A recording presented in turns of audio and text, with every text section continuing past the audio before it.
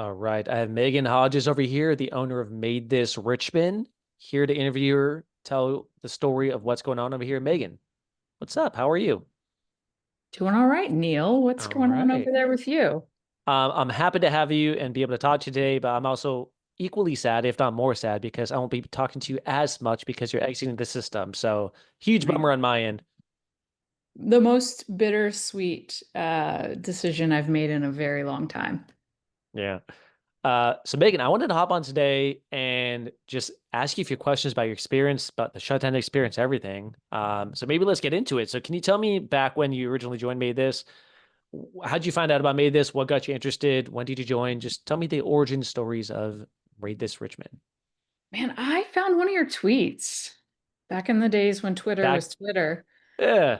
The good old days, right? And I don't know how it came up. I don't know what the algorithm was pushing that day. But at the time, I was considering some like additional opportunity for business in addition to my day job.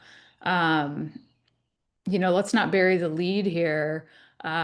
It was me and my wife at the time, now my ex-wife, right? Like, let's not bury that lead Yeah. because so much of my made this story is tied to where I was at that moment in my life.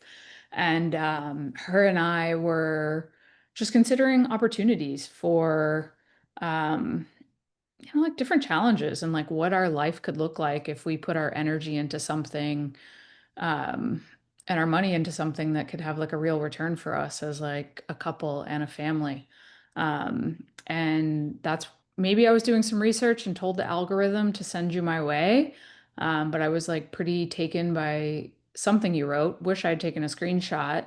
And that was what set me down the made this path was reading one of your tweets and then doing a little bit of digging and hopping on a call with someone. I can't remember who. Probably Len. I was No, gonna it was guess. someone else in South Africa, but it wasn't Len. It was a Oh, woman. really? Genevieve. Genevieve Yeah, used to with yeah, the yeah. company there. Genevieve. Yeah. Yeah, There we yeah, go. Yeah, yeah. they're And still around, then, still impressing people with her accent. So still hmm here. Yeah. yeah. And then Very she, cool. I think she sort of greenlit me to talk to you. And then the funny thing happened. You and I talked, and I got cold feet. I got real scared I because, remember that actually. yeah, you were asking me questions about like the financial model that I just like wasn't I felt overwhelmed and like Yep. intimidated by it. And I got in my head, and rather than just saying, like, hey, Neil, I'm feeling really overwhelmed. Can we dive a little deeper? I just went radio silent and then got like I couldn't stop thinking about my conversation with you and the opportunity. And um, I wonder if at that point I had also spoken to Dan. I'm not sure. Maybe there had been a call. There was a group call with Dan as well. You know what it was? It was I think you heard the podcast with Dan or the YouTube video with Dan, so you reached out again after Yes, that. that was That's what it. it was. Yeah, because like I've always seen so much of myself in Dan, in like the way we think about things. And I love that man. And hearing his podcast and like his honesty and like the ways that he, felt like he was like struggling, I was like, oh, I'm just gonna go back to Neil and own that I was just embarrassed. Mm. And you accepted that with like so much grace and kindness and compassion. And you're like, yeah, let's just talk about that. And then we had like an hour-long conversation, and my confusion was gone. And I always really appreciated that about you, that you weren't like there was just no judgment about the ways in which I was like struggling to understand some of the things we had initially talked about. Yeah. And Yeah. Thank you, Megan. yeah, I just thought that was like such a high integrity um, move on your part and really indicative of like who you are as a person, which like I Happy to found to give you continue to be chills. true. Cool. Yeah, but yeah, I Uh mean, my original, goal with the business was really like some financial independence, opening up some like avenues for, my ex and I at the time. mhm. And so much of it was predicated on me, um, well, on us being married, right? Mm. And um, because that gave me the financial independence, uh, with her really great job and like her, insurance, and I was doing like light fundraising consulting at the time. It gave me the freedom and the independence to really pursue this. And like, long story short, I launched I think I had my first call on Google LSA the day my first cleaner was doing his test clean at my house. And she like wanted him that day or the next day. And I just like You're leapt like, let's into it. go. And that was February. And I was supposed to like formally launch in March of 2024. Yeah. And yeah, long story short, uh, launch in March. And by May, it's very clear that my life is about to be upended by a divorce. Um, which is like a little bit of the sad decline of MaidThis Richmond is very much tied to like what was my why when I started and how did that change when life handed me a whole host of lemons. Yeah. Well, let's talk about that. Your why when you started, it sounds like was you wanted financial independence, you wanted to take a swing, you had some stability, so Hmm. you just kind of wanted side income coming in. Was that a pretty accurate summary of what Yeah, you yeah, were doing? like build something and continue to give me the flexibility in my consulting career and like three incomes would have been great for a Yeah. family of two and three dogs. Yeah. All right. And so you've grown it for the last couple of years. You've been part of the system. We've met a couple times at conferences. We went to Bucky's together. Oh yeah, That was fun. Bucky's always my core memory of my first time at a Bucky's. me too. Um, yeah, it was fun. Uh, Megan, can you? I mean, we kind of danced around it too, but why are you shutting down the location? What's the Yeah. reason you're shutting it down? What's the reason you're not selling it? Yeah, give us some Yeah. background. So, I mean, let's talk about the decision to shut down. Like, my life turned upside down a few months after I started. Um, and there was just like so much emotional turmoil associated with like, going through a major life transition like a Mm, divorce and like, quite frankly, like tons of depression and anxiety. And my financial position changed very quickly. I could no longer do the like light load of mm, consulting, fundraising consulting I had been doing and support myself and like my desire to like keep this house, which, I think anyone that I've been on a call with that made this knows how much I love this house. So wanting to buy the house and take on the mortgage and support those three dogs who eat an awful lot. Um, my financial picture changed very quickly. mm, So I had to move from working 10 hours a week to working 50 hours a week as a full-time fundraising consultant. Luckily, no. I was able to transition into a full-time role very quickly that I absolutely love. Um, but it also meant that that plan I had had for the business, which was to grow it solely myself in the beginning, was gone, right? Like I no Yeah. longer had the time. I think some of it was like energy as well. Like the divorce was still taking its toll. New full-time job taking its toll. 6 months after my wife and I split, my mom was diagnosed with stage 4 lung cancer. So it felt like the hits kept on coming. Yeah. And, so that was another heavy burden on my plate, in addition to sort of the, financial burden of uh, being single and being a homeowner. And it's, a nearly 200-year-old house. So something's always breaking. Um, so it just felt like this combination of I could never quite get the momentum back. Like my first 3 months were actually like pretty good. I Yeah. mean, other people have blown my first few months out of the water and like good for them. But I lost the momentum and it just always felt like this uphill battle to get it Mm, back. I wasn't like in a financial position to like bring on support. So my margins were pretty thin. Um, for better or worse, built the business around a cleaner who um, my clients absolutely adore. She is just, as a cleaner, the most impressive professional you've ever met. She's really slow. mm, So like her being slow kind of like further sunk my margins, having to like pay her a little more. Uh, mm. so I just felt like it was like one hit after another that I couldn't quite solve for. And I had other cleaners. I was really trying to like, she's so reliable, like shows up above and beyond, but I couldn't find the other cleaners that did that. I went through so many. that just weren't reliable, didn't do what they said they were going to do. Um, Complained about things that's just like, you guys know this is the job. So I could never quite find that second cleaner to like get better margins and build the business on. And, this was weighing on me. Like, in addition to everything else in my life, like, I really felt bad that I wasn't performing, one, to where I wanted to be, and two, where Made This wanted me to be. No matter sort of what you or Jenny said about that. And it just, I don't know. One day I asked the universe for a sign. Um, and that day, my second cleaner quit. And I also had the opportunity to like take on a much bigger role at my day job.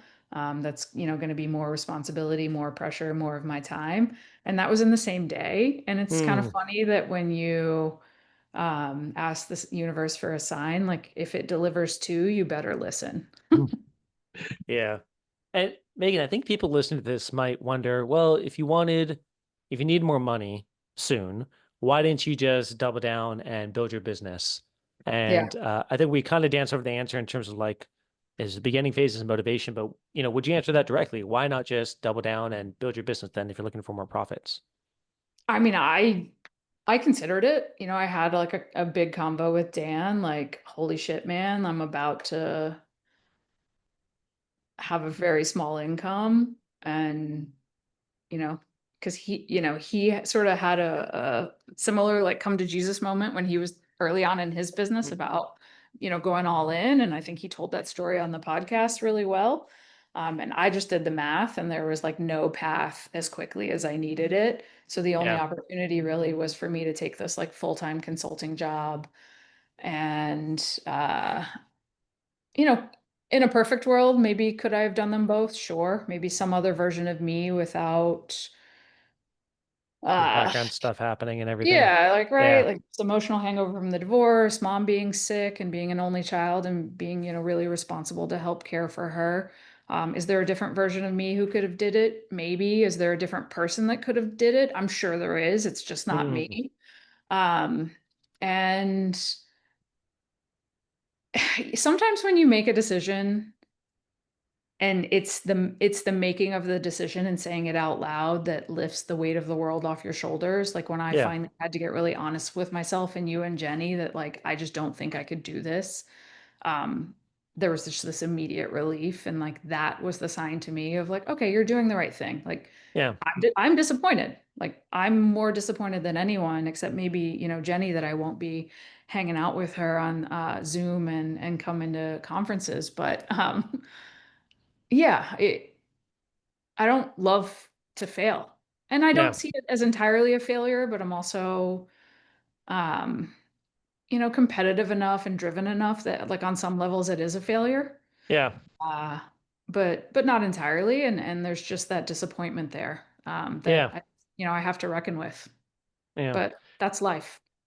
Absolutely. Well said. And it's I kind of agree in terms of like summarizing it for what I often tell new candidates is at the beginning, like your business is like a baby. It needs you a lot. And over Yeah. time, like it gets a toddler phase and whatever, like it doesn't need you as much, but it Mhm. takes time to get there. So it sounds like for you, a lot of these things happen at the point where your business still really, really needed you to Oh grow. yeah. It Right. was And in then at its that infancy, point, right? yeah, like I think with any business mostly, it's very rare you're gonna find a business which is like, hey, you're gonna make $10,000 a month one. If so, it's probably fake and I think you should run, or you're putting millions of dollars out in capital to get this thing going. So I do think I agree. Like it takes time to build real profit in this business, but it could compound is beauty. But if you need cash quick, I agree. Yeah. I think business ownership is really tough in that point, where Yeah. especially Yeah. if you're at the infant stages. Yeah, yeah, totally. And like, I had the perfect life set up prior to my marriage ending to pursue this. And Mm, and really go all in. Um, Great insurance. She had a great salary. I yeah, had I had a little bit of income from my consulting. So it was like all the stars aligned. And I mean, to be really honest with you, if the end of my marriage had happened several months earlier, I would have known inherently and intuitively that like Made This would have not been the right decision at that time. I wouldn't have Yep. done it. I would have just said maybe in a couple years if Richmond is still, a territory available. Yeah. But like somebody had a good sense of humor and wanted to throw a monkey wrench into my plans. Yeah. Yep. Megan, looking back, would you have done anything different, or what would you have done differently? Oh, I don't know, a million things and nothing at all. Like I don't know, like Yeah. everything I would have wanted to do differently is so circumstantial. Yeah. What would I have done differently? I don't know, I just things that didn't work out, going through cleaners, like doesn't everyone? Yeah. Spending a ton of money on Thumbtack, like sucks, but like got me my first portfolio of business. Uh, yeah, I mean, maybe not. Maybe Yeah. not. Maybe, I don't know. Yeah. All right. Megan, what would you tell someone's listening to this and be like, man, I'm thinking about joining Made This. I'm not really sure, and I think a lot of this is great for decision making process. Like I actually truly believe it's got to be your why's got to be strong enough and it could change over time and that's totally Mhm. okay, right? Like life changes, it's never stagnant. So I think I'm happy, Megan, honestly, that you came to a decision that's the best fit for you. Like that's what this is about, right? You're here to Yeah. build a business that supports your lifestyle, and if your business no longer does that and can't for the next foreseeable future, then don't do it. Like Yeah, I yeah, think it's exactly simple as right. that. Like, So I'm happy you yeah. made the brave decision, honestly. So Well, I there's think it's nothing really worse cool. than making yourself miserable, like this sunk cost fallacy Yeah, and it's just life is short. I don't know. Maybe that's also some wisdom from divorce and mom being sick that like I cannot stay in a place that I know is not best for me yeah, out of some stubborn pride or thinking I can turn this ship around when like I know damn well that I'm not going to be able to. yeah. Megan, tell me about your experience at Made This in general, like training community, whatever you want to share. Like Oh, outside of what God. happened with Richmond, just curious about what you think about Made This. I'm so sad. Uh, to like not maybe I'll always be a part of the family, but I'm sad to not be an active member of the community because it's just the best. Like I adore everyone. Training with Dan was amazing. I love that man. Everything that I was able to learn from Dan, from you, from Jenny, from all of the Z's that came before me, that launched with me, that launched after me, everyone's willingness to share learnings and information and like everyone's willingness to share their struggles. Maybe more than anything was just so impressive.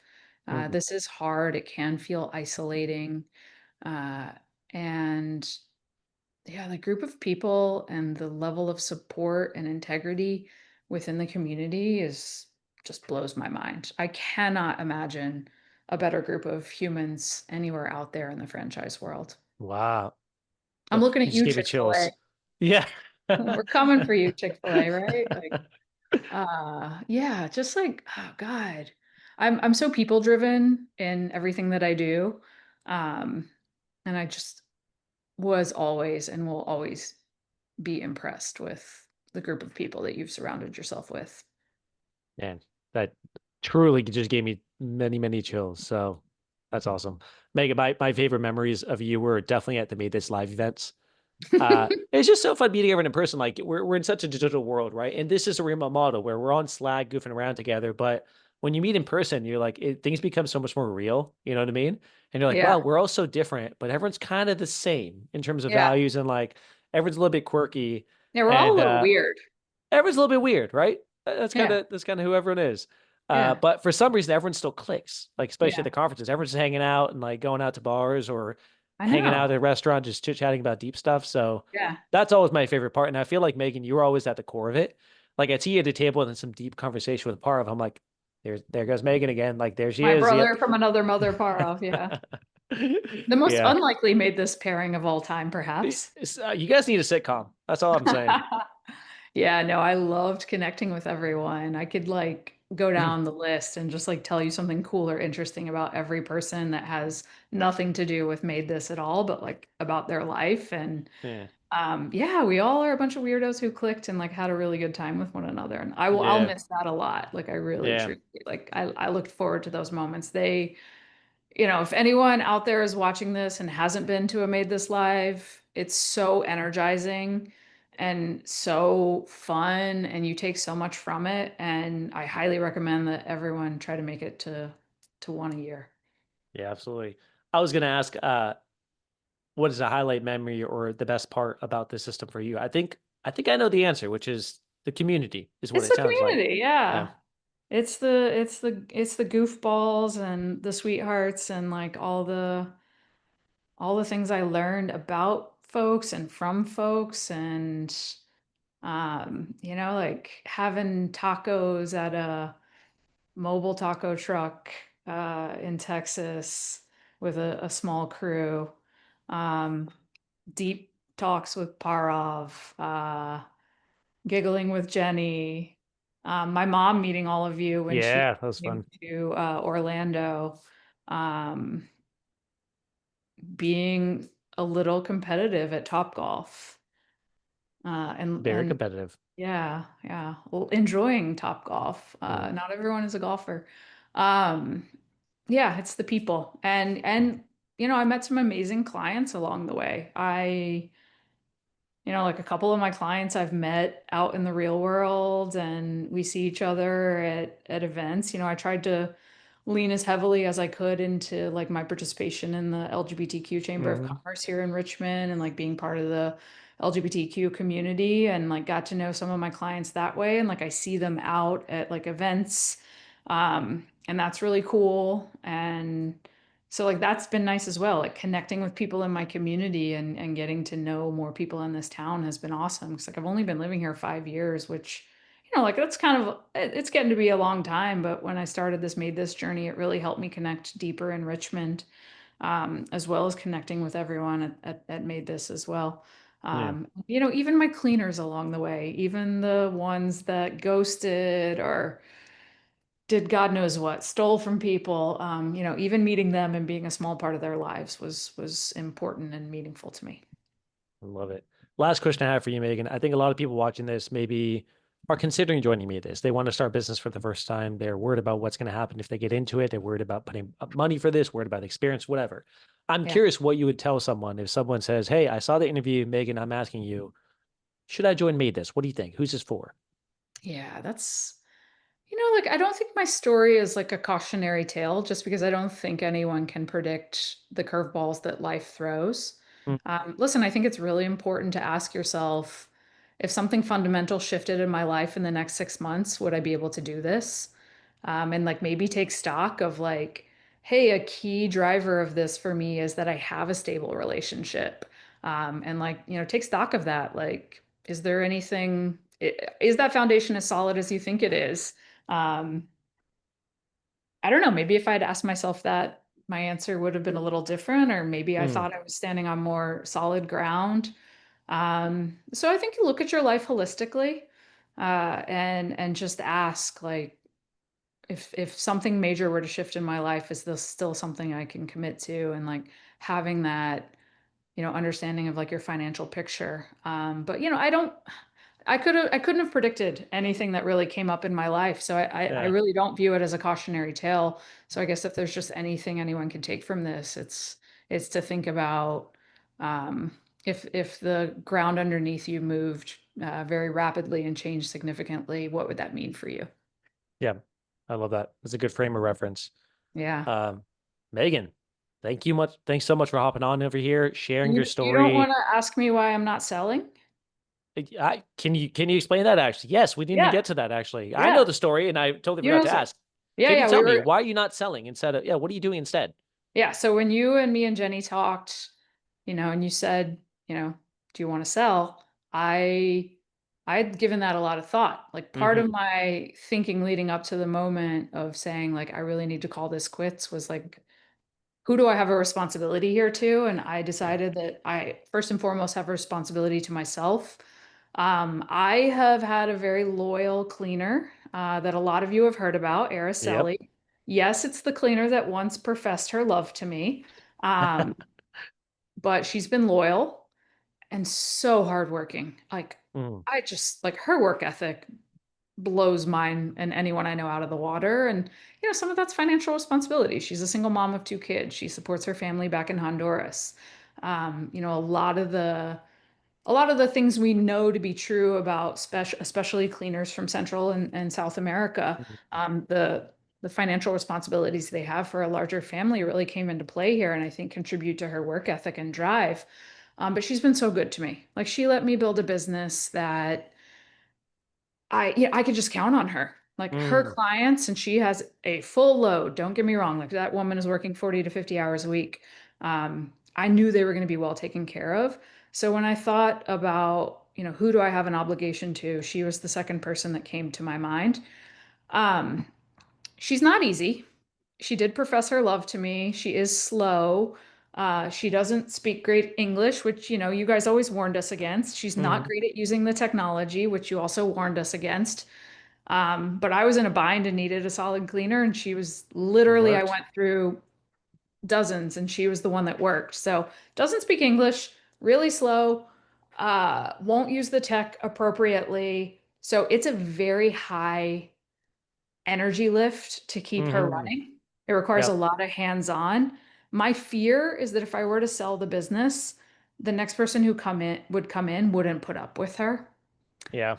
And I know for a fact that if that's the case, like she's in trouble. Yeah. She left a job to come work for me because I was willing to pay her more. Um, and it's changed the trajectory of her family's life. Wow. I don't want I to, didn't yeah, know that. able to move out of a one-bedroom apartment, three of them, into a three-bedroom house. Um, Wow. and like she was able to get a new car. I mean, a used new car. She was able to buy her son a bike. Like she's saving for her daughter to go to community college.